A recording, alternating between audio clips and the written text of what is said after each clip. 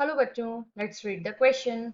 Isotopes have A option is same atomic number, B option is different mass number, C option is same number of neutron and D option is same radius. तो यहाँ से इस question में हमारा की concept क्या कहता है कि हम यहाँ पर आज बात करने वाले हैं आइसोटोप्स के बारे में। अब देखो आइसोटोप्स क्या होते हैं। Basically they are the members of the family of an element, एक ही एलिमेंट की फैमिली के members which which is having same number of protons and different number of neutrons. तो बेसिकली हम बात करें कि आइसोटोप्स हमारे क्या रहे, तो वो एलिमेंट्स जिनका नंबर ऑफ प्रोटॉन सेम हो लेकिन नंबर ऑफ न्यूट्रॉन्स जो है वो डिफरेंट हो जाए, उन्हें हम आइसोटोप्स कहते हैं। अब देखो यहाँ पर अगर हम नंबर ऑफ प्रोटॉन्स के लिए बात कर रहे हैं तो उसका एटॉमिक नंबर हमारा क्या हो जाएगा, वही हो जाएगा जो इक्वल होता है नंबर ऑफ प्रोटॉन्स। कंसीडर हम यहाँ पर नंबर ऑफ इलेक्ट्रॉन भी करते हैं, लेकिन हम बात करते हैं तब जब यहाँ पर आपका एटम जो है वो न्यूट्रल हो, मतलब उसने कोई भी इलेक्ट्रॉन ना डोनेट किया हो ना एक्सेप्ट किया हो, तो ऐसी कंडीशन में वो भी आपका एटॉमिक नंबर के इक्वल हो जाता है। और अगर हम यहाँ बात करें तो न्यूट्रॉन्स का नंबर चेंज होने का मतलब क्या है कि वहां पर जो मास नंबर है वो कैसा हो जाएगा, वहां से डिफरेंट।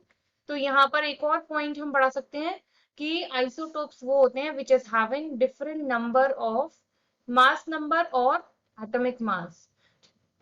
दोनों ही तरीके से हम इसे यहाँ पर कंसीडर कर सकते हैं। अब कुछ एग्जाम्पल लेकर डिस्कस करते हैं। जैसे सबसे बेसिक एग्जाम्पल हम लोग हाइड्रोजन की बात करते हैं, तो अगर हाइड्रोजन के इस आइसोटोप की बात करें जो सबसे ज्यादा एग्जिस्ट करता है 1H1, जिसको हम लोग प्रोटियम कहते हैं। इसके बाद इसका एक और आइसोटोप 1H2 जिसे हम लोग ड्यूटीरियम कहते हैं और डी से रिप्रेजेंट करते हैं। फिर इसका एक और आइसोटोप 1H3 जिसे हम ट्राइटियम कहते हैं और टी से रिप्रेजेंट करते हैं जो रेडियो एक्टिव होता है। तो इन सब में आप क्या नोटिस कर रहे हैं कि सबका प्रोटॉन का नंबर क्या आ रहा है, 1। यहाँ पर न्यूट्रॉन का नंबर क्या आ जाएगा, एटॉमिक मास में से एटॉमिक नंबर सब्सट्रैक्ट करिए, कितना आया यहाँ पर 0। इसमें बात करें प्रोटॉन आपका कितना रहा 1 और न्यूट्रॉन कितना हो गया आपका 2 - 1 से 1। यहाँ बात करें प्रोटॉन आपका 1 और न्यूट्रॉन कितने हो गए यहाँ से 2।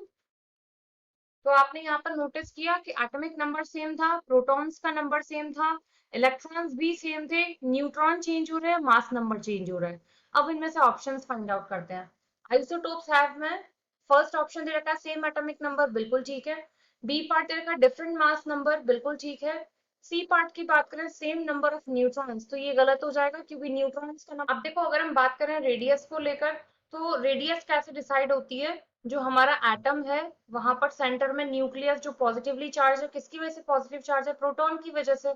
तो वहां से इलेक्ट्रॉन तक का डिस्टेंस को हम लोग क्या बोलते हैं, लास्ट वैलेंस शेल के इलेक्ट्रॉन के डिस्टेंस तक को हम बोलते हैं एटॉमिक रेडियाई। अब यहाँ अगर बात करें कि प्रोटॉन्स का नंबर सेम चल रहा है, इलेक्ट्रॉन्स का नंबर भी आपका सेम चल रहा है, तो इसका मतलब क्या होगा कि आइसोटोप्स में जो एटॉमिक रेडियाई है वो चेंज नहीं होता। तो ये ऑप्शन भी आपका यहाँ से करेक्ट हो जाएगा, सेम एटॉमिक रेडियस। तो अगर आपसे करेक्ट ऑप्शन की बात करें तो करेक्ट हमारे यहाँ से हो जाते हैं A B and D. I hope you understood well, thank you.